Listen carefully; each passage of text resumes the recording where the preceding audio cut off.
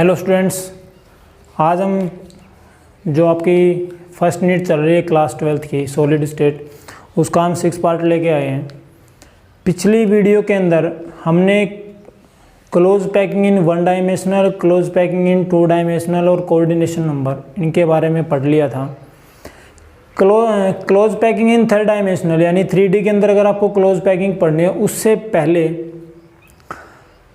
थोड़ा सा हमें पता होना चाहिए कि जो वॉइड्स बनते हैं, ये वॉइड्स क्या होते हैं। पिछली वीडियो में मैंने थोड़ा सा ही जिक्र किया था कि जब भी आप 1, 2, 3 या जितने भी पार्टिकल्स को अरेंज करते हो, तो उन पार्टिकल्स के बीच में कहीं ना कहीं एक लेयर के ऊपर दूसरी लेयर रखते हो पार्टिकल्स की या स्फीयर की, तो उनके बीच में कहीं ना कहीं खाली जगह बच जाती है। तो किसी भी यूनिट सेल के अंदर जब भी आप स्फीयर्स को अरेंज करवाते हो, पैक करवाते हो उनके अंदर, तो कहीं ना कहीं उनके अंदर खाली जगह बच जाती है। और वही खाली जगह जो क्लोज पैकिंग के बाद स्फीयर्स के बीच में बच जाती है, उसी को नाम दिया गया भाई वॉइड्स। यानी वॉइड्स होते क्या हैं?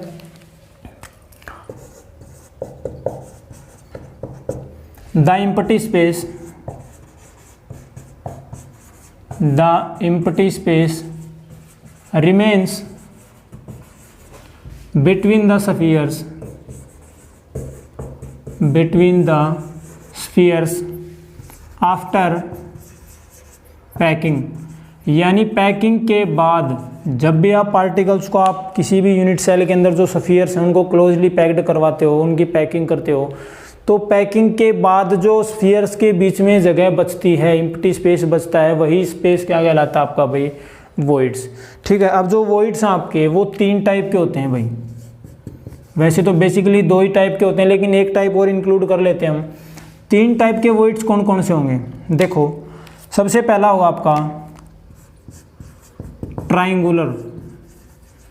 ट्राइंगुलर भी बोल सकते हैं, या ट्राइगोनल वॉइड्स। क्या होते हैं ट्राइंगुलर वॉइड्स? वो वॉइड्स जो किसी भी यूनिट सेल के अंदर या किसी भी सॉलिड के अंदर जब कॉन्स्टिट्यूएंट पार्टिकल्स को या स्फीयर्स को आप अरेंज करवाते हो, तो अरेंज करवाने के बाद एक ट्रायंगल की फॉर्म में जब उनके बीच में स्पेस बच जाता है, तो वो कहलाता है आपका ट्रायंगुलर वॉइड्स। या मैं यूँ कह दूँ कि जब भी 3 पार्टिकल्स को आप अरेंज कर देते हो, एक बार इनकी डेफिनेशन लिख लेते हैं। द वॉइड्स विच फॉर्म्ड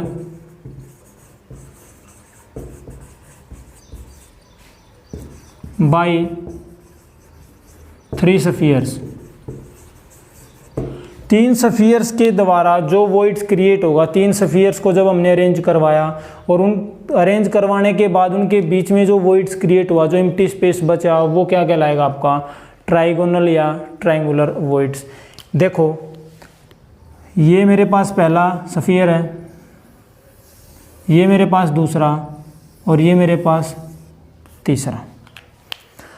ये स्फीयर 1, 2, 3, ये इनका सेंटर मान लीजिए। जब भी मैं इनके सेंटर्स को कंबाइन करूँगा, कैसी ज्योमेट्री मिल रही है? एक ट्रायंगुलर की शेप मिल रही है मुझे। तो जब भी 3 स्फीयर्स को आप इस प्रकार से अरेंज करवाते हो कि एक दूसरे के साथ वो टच कर रहे हैं इस प्रकार से, तो जो वॉइड्स इनके बीच में क्रिएट होगा, वो कहलाएगा आपका ट्रायंगुलर वॉइड्स। ठीक है। तो ये जो वॉइड बचा आपका, ये क्या कहलाएगा भाई? ये वाला जो पार्ट है, ये कहलाएगा आपका ट्रायंगुलर वॉइड्स। ठीक है। उसके बाद नंबर 2 पे आता है आपका टेट्राहेड्रल वॉइड्स। टेट्राहेड्रल वॉइड कौन सा हुआ?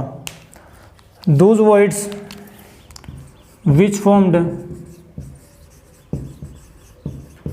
formed by 4 spheres. कैसे अरेंज होंगे? 3 spheres in 1 layer and 1 sphere on second layer. यानी कि टेट्राहेड्रल वॉइड्स कब बनेगा? जब आप 4 स्फीयर्स को ले लेते हो, और 4 स्फीयर्स को भी कैसे अरेंज करवाओगे कि 3 स्फीयर्स हैं वो तो एक लेयर के अंदर, और जो चौथा स्फीयर बच गया वो उनके ऊपर। यानी कि अगर मैं यहाँ बात करूँ इसके अंदर,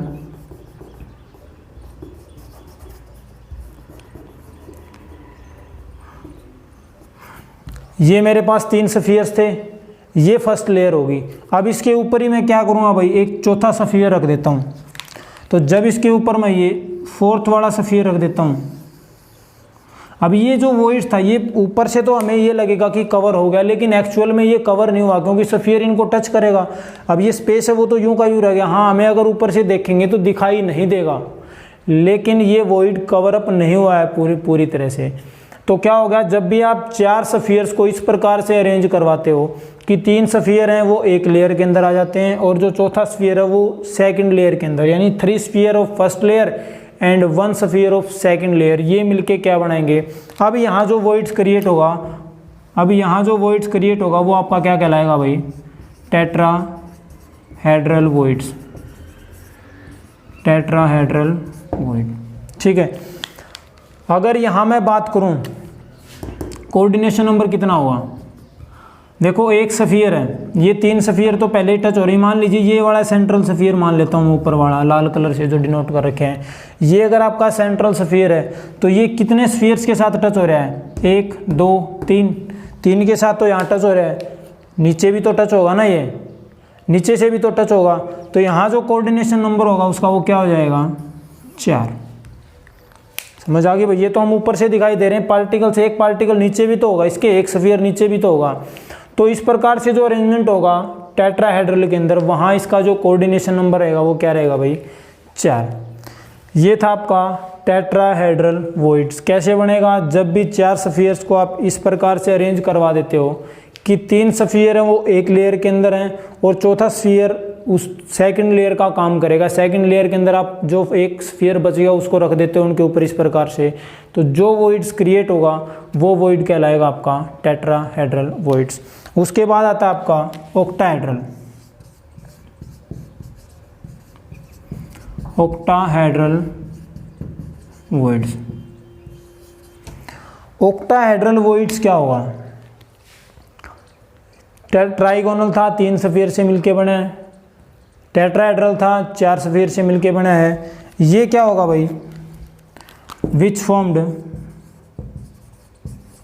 those voids which formed by 6 spheres, ये 6 सफियर से मिलके बनेगा।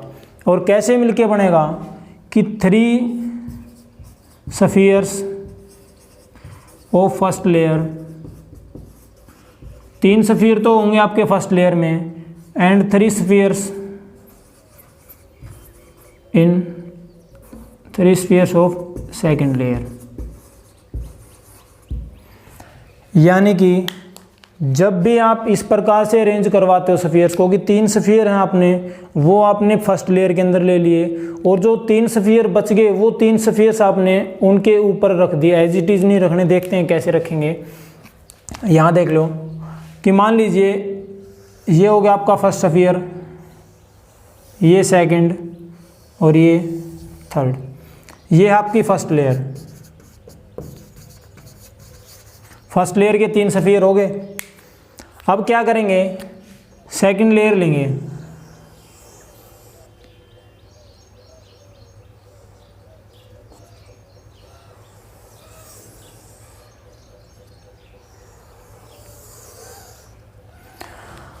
ये नीचे वाले जो ग्रीन कलर से दिख रहे हैं वो फर्स्ट लेयर है और ब्लैक कलर से हैं वो सेकंड लेयर। तो जब भी आप पार्टिकल्स को इस प्रकार से या सफियर्स को इस प्रकार से अरेंज करवाते हो कि 3 सफियर हैं वो फर्स्ट लेयर में और 3 सफियर हैं वो सेकंड लेयर में, आपस में एक दूसरे के साथ कनेक्ट होके, अब देखो इनके बीच में वॉइड्स रह गया, खाली जगह रहेगी। अब इनके बीच में जो वॉइड रहेगा ना, इसको बोलते हैं ऑक्टाहेड्रल वॉइड। तो ध्यान रखना, वॉइड किसे कहते हैं, जब भी किसी भी यूनिट सेल के अंदर हम पार्टिकल्स को क्लोजली पैक्ड करवाते हैं तो मैक्सिमम जो स्पेस है वो तो स्फीयर्स हैं वो ऑक्यूपाई कर लेंगे, लेकिन उसके बावजूद भी कुछ पार्ट रह जाता है। जो पार्ट अनऑक्यूपाइड होता है किसी भी यूनिट सेल के अंदर, किसी भी क्रिस्टल के अंदर, वो कहलाएगा आपका वॉइड्स। वॉइड्स 3 टाइप के होते हैं। ट्रायंगुलर वॉइड्स जो 3 सफियर से मिलके बनेंगे, तीनों सफियर जब एक दूसरे के साथ कनेक्ट हो रहे हैं तो वो ट्रायंगुलर वॉइड्स होगा। टेट्राहेड्रल वॉइड्स में क्या होगा, 4 स्फीयर मिलके जो वॉइड्स क्रिएट करेंगे वो टेट्राहेड्रल होगा। कैसे स्फीयर्स एक दूसरे के साथ अरेंज करेंगे कि 3 स्फीयर हैं वो तो फर्स्ट लेयर में, और एक जो रिमेनिंग स्फीयर बच गया फोर्थ वाला वो उनके ऊपर के, मान लीजिए 3 को हमने नीचे रख दिया फर्स्ट लेयर में और चौथे को इसके ऊपर रख दिया यूँ, तो अब इनके बीच में जो स्पेस था वो पूरे का पूरा स्पेस ऑक्यूपाई नहीं होगा। ऊपर से तो हम देखेंगे तो कवर होता हुआ दिखाई देगा, लेकिन एक्चुअल में वो कवर नहीं होगा। तो ये जो यहाँ पे वॉइड्स क्रिएट हुआ ये कहलाएगा आपका टेट्राहेड्रल। और ऑक्टाहेड्रल वॉइड्स क्या होगा कि जब भी 6 स्फीयर्स को हम अरेंज करवा देते हैं, अरेंजमेंट कैसे होगा कि 3 स्फीयर्स हैं वो तो आपका फर्स्ट लेयर में अरेंज होंगे और 3 स्फीयर हैं वो सेकंड लेयर के अंदर अरेंज होंगे, तब जाके उनके बीच में जो वॉइड क्रिएट होगा वो वॉइड कहलाएगा आपका ऑक्टाहेड्रल वॉइड्स। और यहाँ जो इनका कोऑर्डिनेशन नंबर रहेगा,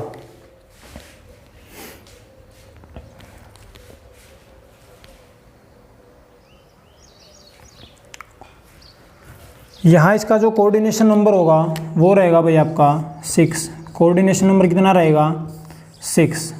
ठीक है, अब ये तो हमने कर लिया कि वॉइड्स कौन कौन से होते हैं, कितने टाइप के होते हैं, किस प्रकार से अरेंज करेंगे। अब उसके बाद आता है formula of A compound, number of voids and formula of A compound.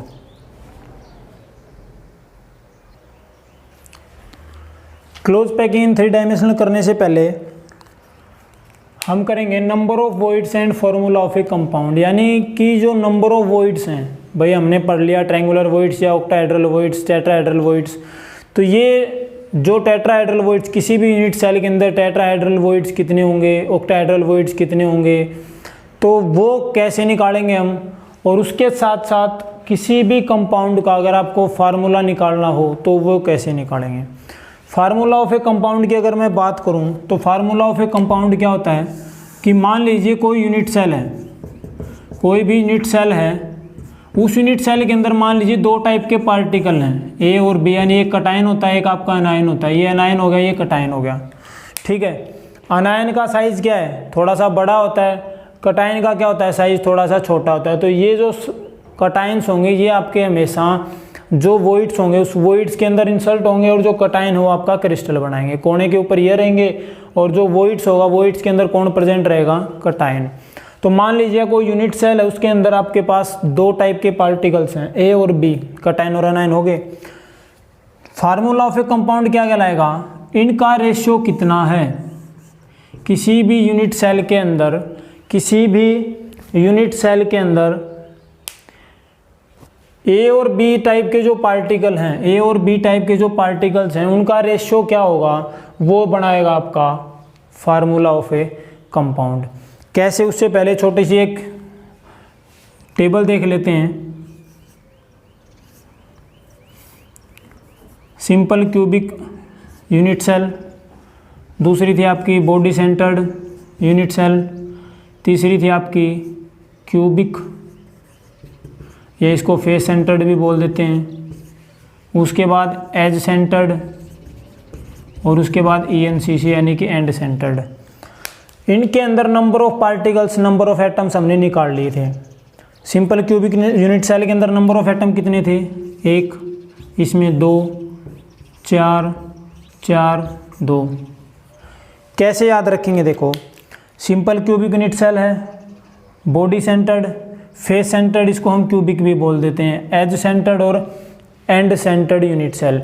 इनके अंदर नंबर ऑफ एटम्स या नंबर ऑफ पार्टिकल्स कैसे याद रखेंगे, देखो एक गाना आया था राम लखन फिल्म का, 1 2 का 4, 4 2 का 1, आगे तो कुछ है ही नहीं, तो इसको ऐसे याद कर लेंगे 1 2 का 4, 4 2 का 1।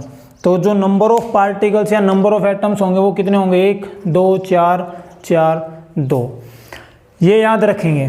तो ये तो हो गए नंबर ऑफ एटम्स। इनके आधार पे या इनको आधार बना के हम फार्मूला कैसे डिराइव करेंगे, देखो सबसे पहले निकालते हैं number of voids.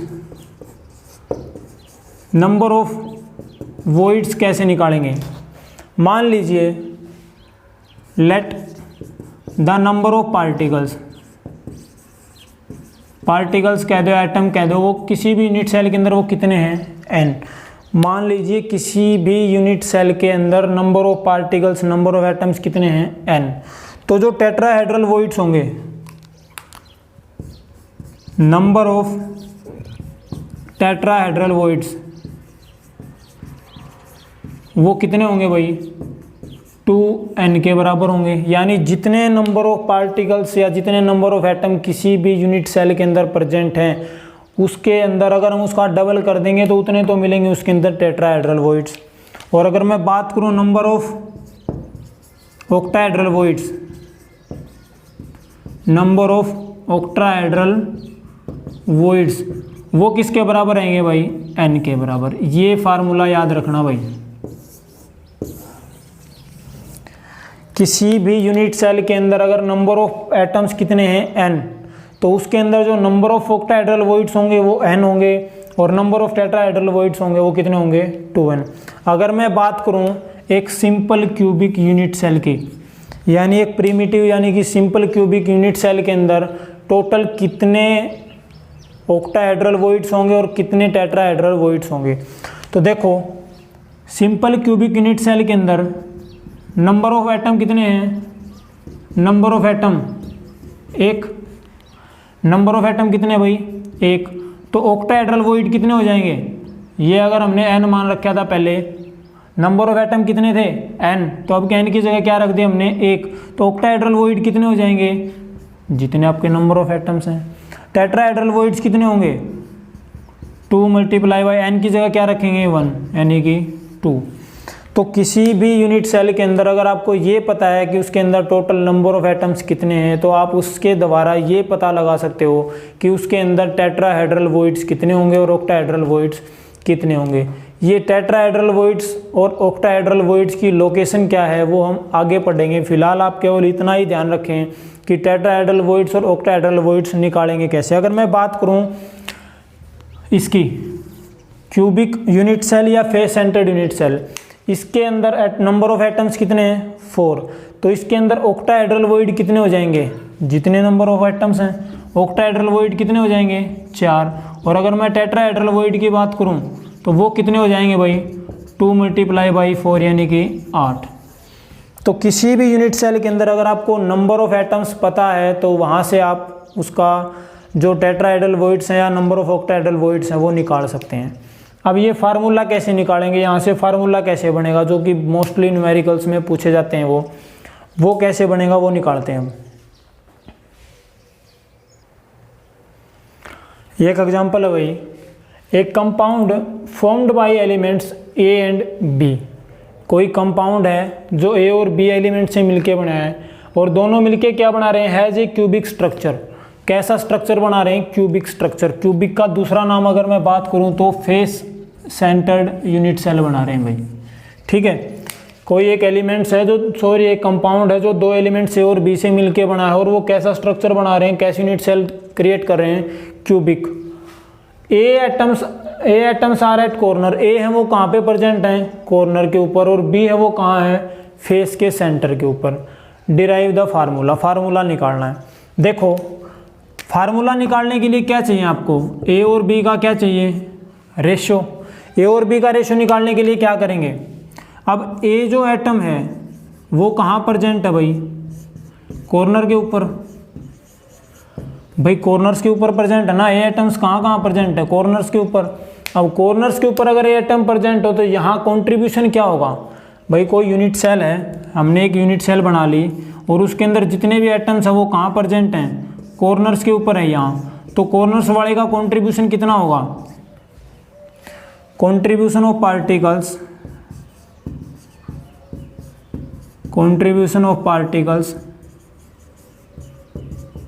at corner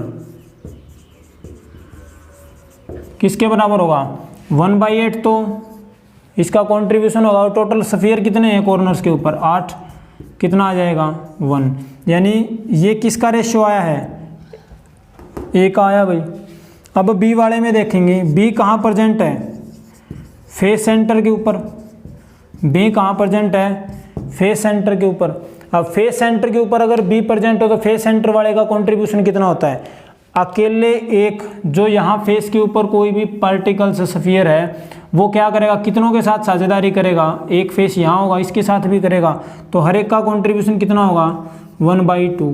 total faces कितने होते हैं 3, सॉरी 6, कितने पे गया 3 पे, यानी ये बी का रेशियो आ गया। ए का रेशियो निकाल दिया हमने, बी का रेशियो निकाल दिया। ए रेशियो बी कितना आ गया आपका 1/3। इनको इसके साथ मल्टीप्लाई करके क्या कर दोगे A1B3 यानी AB3, ये रहेगा आपका कंपाउंड का फार्मूला। जब भी आपको फार्मूला ऑफ कंपाउंड बोला जाए तो कुछ नहीं करना, अगर आपको पहले तो ये देखो कि जो अरेंजमेंट है वो कैसे दे रखे है, बॉडी सेंटर पे है पार्टिकल्स, फेस के सेंटर पे हैं, कॉर्नर्स पे हैं, कहाँ हैं, यानी किस टाइप की आपको यूनिट सेल दी गई है। जिस भी टाइप की यूनिट सेल दी गई है उसी के आधार पे नंबर ऑफ टोटल पार्टिकल्स निकाल लो और उनको ए और बी के रेशियो के साथ रख दो। जैसे यहाँ ये एटम कहाँ था कॉर्नर पे था, तो इसका मतलब कॉर्नर वाले का कंट्रीब्यूशन कितना होगा 1/8 × 8, यानी कि हर एक टोटल नंबर ऑफ एटम कितने आ गए 1। तो ए का रेशियो कितना आ गया 1, बी का निकाला फेस के सेंटर पे था, रेशियो कितना आ गया 3। ए और बी को ऐसे लिखना है इनके नीचे, यानी पैरों के अंदर जिनका जो इनका रेशियो वो नीचे रख दो, ये कहलाएगा आपका फार्मूला ऑफ ए कंपाउंड। एक एग्जांपल और ले लेते हैं भाई,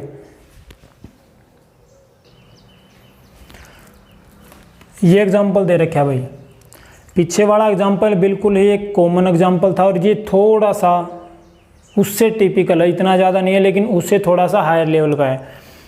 एक compound is formed by 2 elements A and B, कोई कंपाउंड है 2 एलिमेंट से मिलके बना है ए और बी का। The atoms of B make CCP यानी क्यूबिक क्लोज पैकिंग। जो बी एलिमेंट है उसके जो एटम्स है वो क्या बना रहे हैं भैया, मैं बोल सकता हूँ फेस सेंटर्ड यूनिट सेल का स्ट्रक्चर बना रहे हैं। And atoms of A occupy the octahedral voids, और जो ए के एटम्स हैं वो क्या कर रहे हैं भाई, बाकी का जो ऑक्टाहेड्रल वॉइड्स बच गया उसको ऑक्यूपाई कर रहे हैं। डिराइव द फार्मूला, आपको फार्मूला बताना है कंपाउंड का।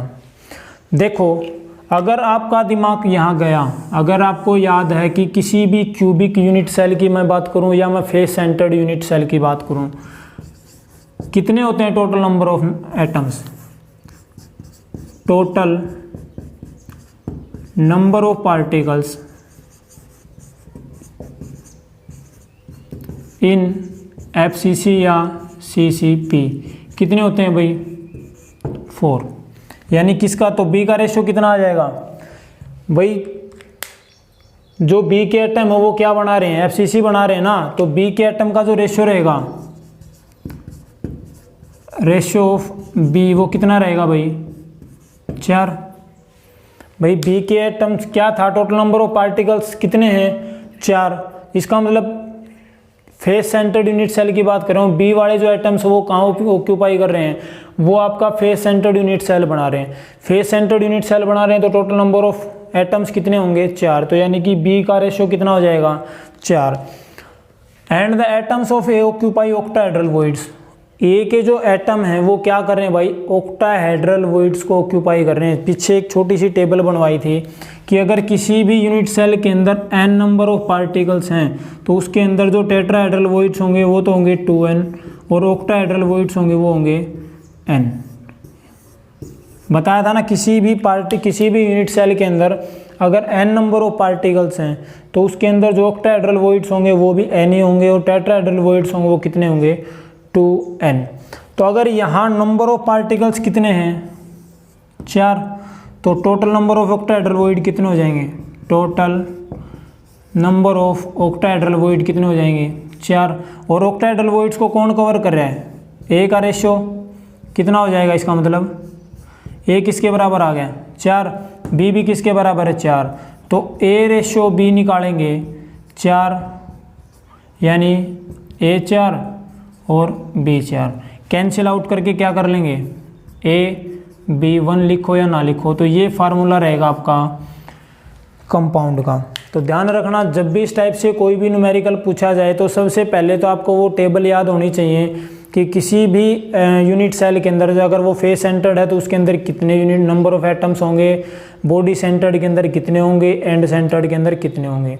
उसके बाद आपको ये पता होना चाहिए कि जितने नंबर ऑफ पार्टिकल्स हैं तो उसके अंदर किसी भी टाइप की मान लीजिए अगर कोई यूनिट सेल है कि बॉडी सेंटर्ड है, एंड सेंटर्ड है, उसके अंदर कितने ऑक्टाहेड्रल वॉइड्स होंगे और कितने टेट्राहेड्रल वॉइड्स होंगे। यहाँ से केवल बस इतना ध्यान रखना है कि ए एटम, मान लीजिए ए एटम, ए एलिमेंट के जो एटम है वो कहाँ ऑक्यूपाई कर रहे हैं, बी के कहाँ ऑक्यूपाई कर रहे हैं। यहाँ क्या था, कुछ नहीं था, बी के कहाँ ऑक्यूपाई कर रहे थे, फेस सेंटर्ड यूनिट सेल के ऊपर। फेस सेंटर्ड में कितने एटम्स होते हैं, 4, टोटल नंबर ऑफ पार्टिकल्स 4, तो ये आ गया बी का रेशो। बाकी ए वाले कहाँ ऑक्टाहेड्रल वॉइड, ऑक्टाहेड्रल वॉइड कितने होंगे भाई, टोटल पार्टिकल 4 हैं तो ऑक्टाहेड्रल वॉइड कितने होंगे, 4। अगर टेट्राहेड्रल की पूछी जाती तो 8 आ जाते। अगर ये लिख देता यहाँ पे कि ए ऑक्यूपाई टेट्राहेड्रल वॉइड्स, इसकी जगह अगर बोल देता टेट्राहेड्रल वॉइड्स, टेट्राहेड्रल वॉइड, तो इसकी बजाय हम क्या करते हैं, नंबर ऑफ टेट्राहेड्रल वॉइड्स कितने हो जाते हैं यहाँ पे 8। तो ये ए का रेशो होता 8, ये 4, यानी कि जो फार्मूला बनता वो आपका क्या बनता, A2B, ये बन जाता जब बात होती है आपकी टेट्राहेड्रल वॉइड्स की।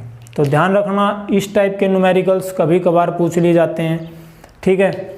बुक में दे रखे हैं कुछ एग्जांपल, ट्राई कर लेना, डाउट हो तो पूछ लेना।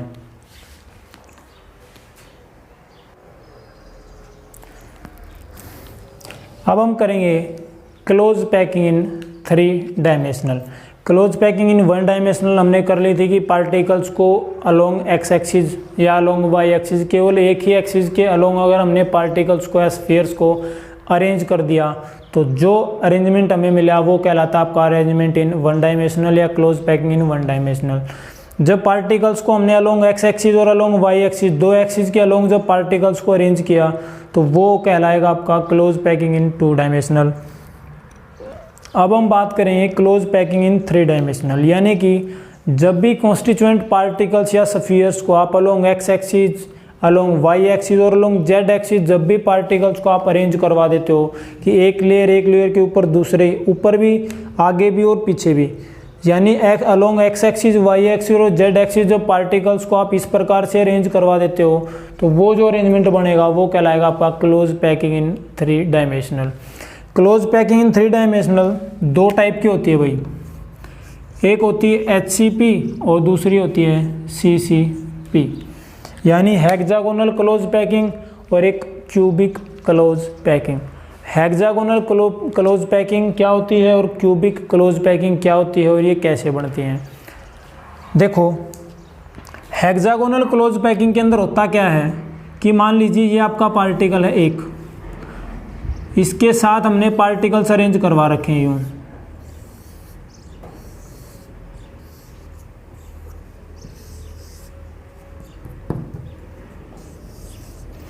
ये मान लीजिए फर्स्ट लेयर आपकी, ठीक है, ये हो गया आपकी फर्स्ट लेयर।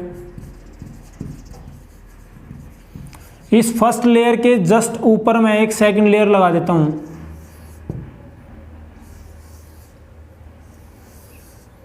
ये होगी मेरी सेकंड लेयर। अब ध्यान रखना ये मेरी फर्स्ट लेयर है, ये मेरी सेकंड लेयर है। इसके बाद जो रिपीटिशन होगा मेरा, इसको मैं बोल देता हूँ ए टाइप, इसको बोल देता हूँ बी टाइप लेयर। तीसरे नंबर पे जो लेयर आएगी वो मेरी क्या बनेगी भाई, जो एज इट इज पहले वाली थी वही बनेगी।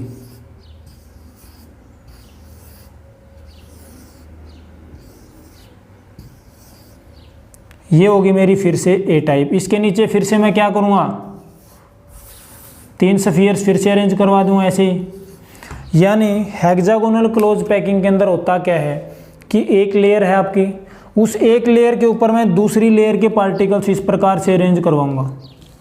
यहाँ अगर मैं इसको दिखाना चाहूँ तो कुछ इस टाइप से,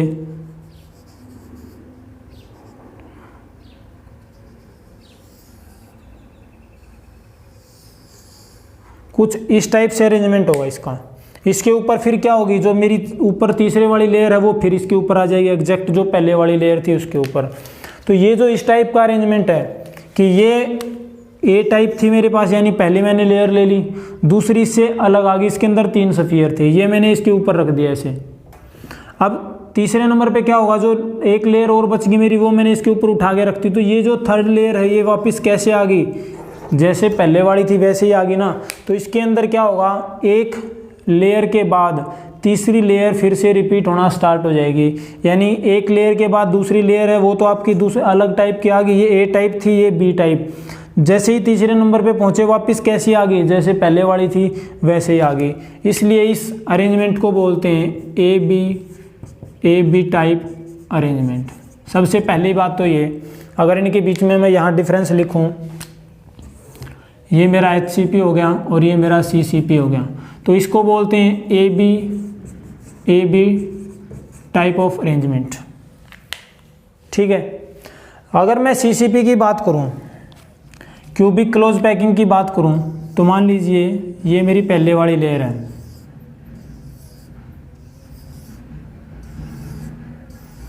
ये पहले वाली लेयर ए नाम दे दिया। दूसरे वाली लेयर में क्या होगा,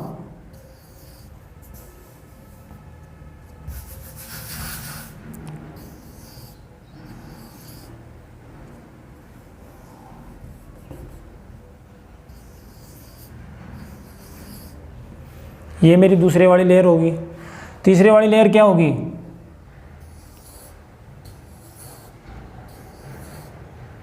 ये टच करते हुए रहेंगे। इसके बाद अगले नंबर पे फिर कौन आ जाएगा, यही आ जाएगी।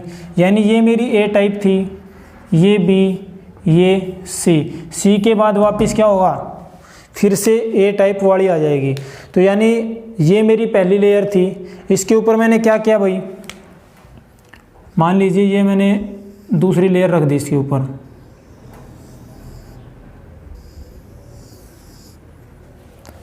ये मैंने दूसरी लेयर रख दी, तो तीसरी लेयर कहाँ रखी जाएगी, तीसरी लेयर होगी आपकी यहाँ, ये जो जगह बच गई यहाँ। तो कुछ इस टाइप से अरेंजमेंट होगा। उसके बाद जो फोर्थ लेयर आएगी वो वैसी की वैसी होगी जैसी मेरे पहले वाली थी, तो वो बिल्कुल इसके एग्जैक्ट ऊपर आ जाएगी।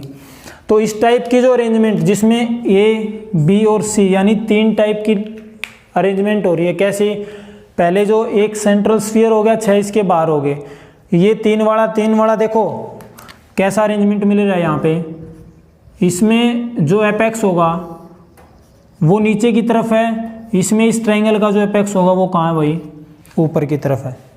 ठीक है। तो ये जो अरेंजमेंट कहलाएगा इस टाइप से ए बी सी, उसके बाद फिर ए, तो ये अरेंजमेंट कहलाएगा A B C type of arrangement. यानी मैं इसको क्या बोल सकता हूँ, CCP के अंदर ये कहलाएगा A B C type of arrangement. पहली बात आ गई। दूसरी बात क्या है कि जब मैं बात करता हूँ हेक्सागोनल क्लोज पैकिंग की, जब मैं बात करता हूँ हेक्सागोनल क्लोज पैकिंग की, फर्स्ट लेयर किसके ऊपर वर्टिकली अलाइंड होगी, थर्ड लेयर के। यानी इन दिस अरेंजमेंट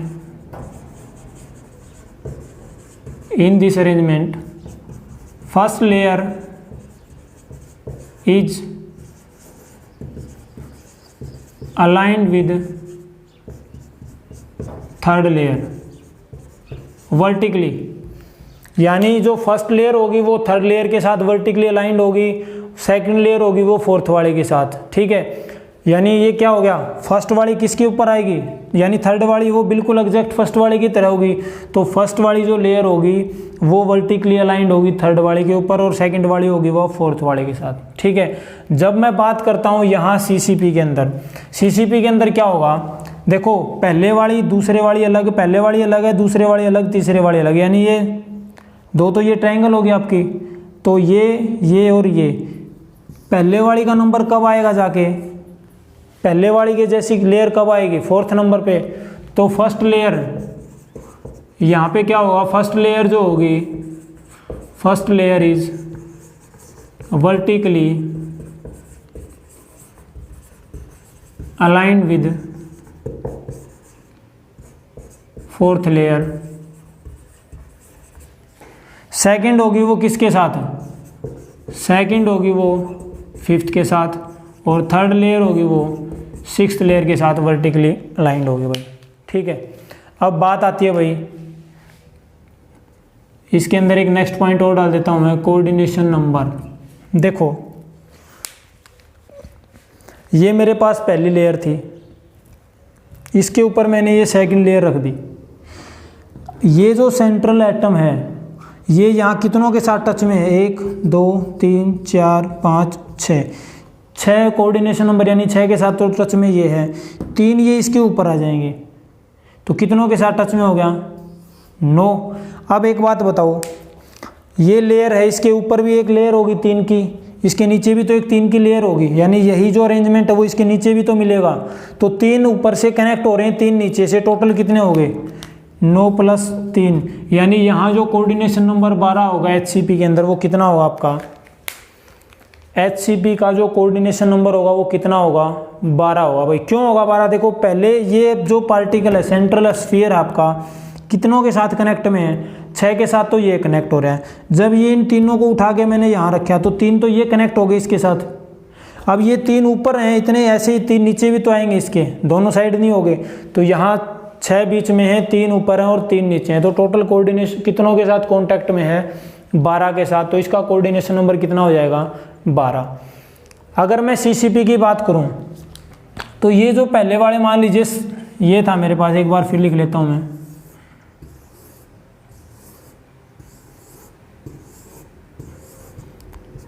6 तो ये थे,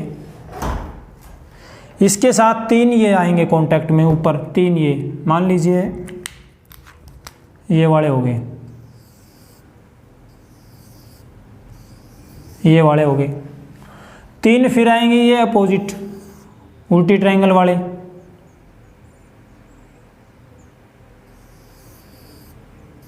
ये वाले। तो देखो 6 तो नीचे थे, 6 के बाद 3 ये आ गए इसके ऊपर, और 3 वापसी उल्टा करके ये आ गए 3, तो 6 और 3 9 और 3 12, यानी कि अगर मैं CCP की बात करूं तो यहाँ इसका जो कोऑर्डिनेशन नंबर होगा वो भी कितना होगा, 12। समझ आ गई। उसके बाद अगर मैं बात करूं पैकिंग एफिशिएंसी की, पैकिंग एफिशिएंसी मतलब जो पार्टिकल्स हैं वो कितना स्पेस ऑक्यूपाई करेंगे, पूरी यूनिट सेल का कितना स्पेस पार्टिकल्स के द्वारा ऑक्यूपाई किया जाता है, वो कहलाता है उसकी पैकिंग एफिशिएंसी। तो दोनों के अंदर जो पैकिंग एफिशिएंसी रहेगी, पैकिंग एफिशिएंसी वो 74% रहेगी भाई, इसके अंदर भी 74% और इसके अंदर भी 74% स्पेस जो होगा वो ऑक्यूपाइड किया जाएगा। तो ये था आपका क्लोज पैकिंग इन 3 डायमेंशनल। एक बार फिर से रिमाइंड कर लेते हैं, 2 टाइप की होती है, HCP और CCP। HCP कैसे होगी क्लोज पैकिंग, कि जब मान लीजिए जो लेयर है, फर्स्ट लेयर के ऊपर हमने सेकंड लेयर रख दी, तो फर्स्ट लेयर में कितने एलिमेंट्स, कितने सफियर थे, एक सेंट्रल सफियर और 6 उसके चारों तरफ, उसके ऊपर हमने दूसरी रख दी। उसके ऊपर जब तीसरी लेयर की बारी आई तो वो तीसरी लेयर बिल्कुल वर्टिकली वैसी ही दिखी हमें, देखने में वैसी ही मिली जैसे पहले वाली थी। तो ये जो अरेंजमेंट मिलेगा, A टाइप था, ये लेयर थी ये B, दूसरी लेयर, तीसरे वाली क्या थी, फिर से वैसी आ गई जैसे आपकी पहले वाली थी, इसलिए नाम रख दिया A। उसके बाद चौथे वाली कैसी आ गई, जैसे आपकी B वाली थी, दूसरे वाली थी वैसे आ गई। तो जब पार्टिकल्स को आप इस प्रकार से अरेंज करते हो कि फर्स्ट लेयर के ऊपर सेकंड लेयर, कि इनके बीच का जो वॉइड्स था, इनके बीच का जो वॉइड था वो अभी कवर अप हो गया, टोटली फिल्ड अप नहीं हुआ, लेकिन एक ऊपर से देखने के बाद हमें अब भी देखो ये वॉइड सब भी बचा हुआ दिखाई दे रहे हैं। तो ये जो अरेंजमेंट है कि फर्स्ट लेयर के ऊपर ये सेकंड लेयर, सेकंड के बाद वापस वैसी ही लेयर रख देना जैसे आपकी फर्स्ट वाली थी, इस अरेंजमेंट को बोलते हैं AB टाइप ऑफ अरेंजमेंट। और ये पैकिंग कहलाती है आपकी hexagonal close packing. Cubic close packing में क्या होगा कि जो पहले वाली लेयर है उसके ऊपर हमने एक लेयर और रख दी पार्टिकल्स की, उसके ऊपर हमने पार्टिकल्स की एक लेयर और रख दी, तो जो चौथे वाली लेयर होगी वो आपकी पहले वाली के जैसी होगी।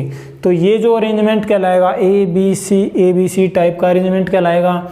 दूसरी ओर क्या क्या बातें इनके अंदर से निकल के आ रही हैं कि जो HCP है आपका, उसके अंदर जो अरेंजमेंट होगा कैसे होगा कि जो फर्स्ट लेयर है वो वर्टिकली अलाइंड होगी थर्ड के साथ, सेकंड लेयर वो वर्टिकली अलाइंड होगी फोर्थ के साथ, यानी सेकंड के बिल्कुल एग्जैक्ट ऊपर कौन सी आएगी, फोर्थ वाली लेयर। फर्स्ट वाली लेयर के बिल्कुल एग्जैक्ट ऊपर कौन सी लेयर आएगी, थर्ड वाली। और जब हम बात करते हैं CCP की, तो यहाँ जो पहले वाली लेयर होगी उसके ऊपर जो फोर्थ वाली लेयर होगी वो बिल्कुल वैसी ही आएगी जैसे फर्स्ट वाली थी। सेकंड के ऊपर फिफ्थ वाली और थर्ड के ऊपर सिक्स्थ वाली लेयर जो होंगी वो बिल्कुल एग्जैक्ट वैसी होंगी। उसके बाद कोऑर्डिनेशन नंबर दोनों का 12 होता है, ये इनकी सिमिलरिटी है। पैकिंग एफिशिएंसी क्या होगी दोनों की 74%। तो ये था आपका क्लोज पैकिंग इन 3 डायमेंशनल। इसके बाद पढ़ेंगे भाई पैकिंग एफिशिएंसी।